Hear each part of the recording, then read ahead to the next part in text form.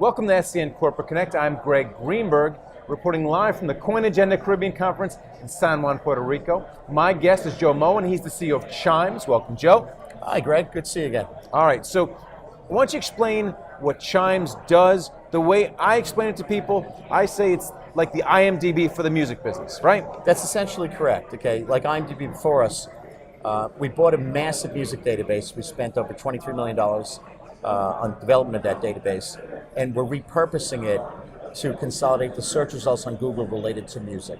And using crypto in order to further your purposes. How are you doing that? We're monetizing that audience through crypto. A product like that, we expect ultimately to create an audience of several hundred million people a month.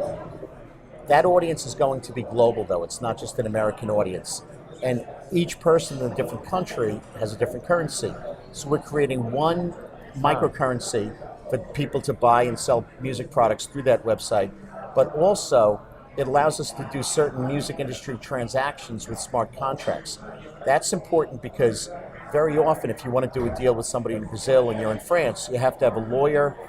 Each party has to have two sets of lawyers in both countries. Right. There's jurisdictional problems.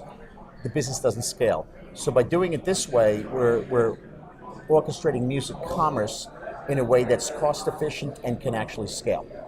And you're creating new revenue streams for the musicians. I mean, it used to be the musicians were never getting paid, or they weren't getting paid on time, or they weren't getting paid what they were supposed to be getting paid.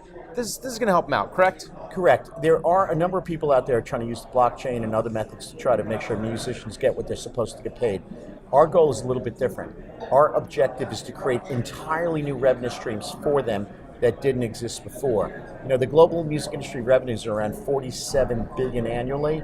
It's our hope that we can ultimately add another 10% of revenue to that. Can you talk about your ICO strategy? Because yours is a bit different from a lot of the other ones we've heard here at CoinAgenda Caribbean. Yes, that's right. What we determined is that while we are creating a microcurrency for making money off our website, for the company and our music partners to make money, to raise capital, we plan to raise over $100 million of equity capital. And for institutional investors, they want to understand what part of Chimes am I going to actually own for that capital, and how's that going to be worth? Tell me that we're going to make money on that in 5 years. How is that a good investment? So what we've separated, we bifurcated the tokens. We are doing an ICO to create a microcurrency also, but that's not really to raise capital, that's just to bootstrap the business. In the case of the equity raise, we're raising up to $100 million in equity tokens. What we've done is we've created a new class of equity called Class T Preferred. To the state of Delaware, they're shares. To the rest of the world, they're tokens. And that tokenized set of equities will trade on a US ATS, an alternative trading system, and that represents actual ownership in the business. Now again, there's a lot of money in this already. The music databases cost tens of millions to build. But the token holders, if we sell out the offering, will own approximately 44% of the business. So there's real ownership and liquidity, and we're registering the tokens with the SEC. All right. It's an ingenuitive, innovative way to do it. All right, thanks a lot for coming on and talking about it. Thank you, Greg. Interesting stuff. And thank you for watching SCN Corporate Connect.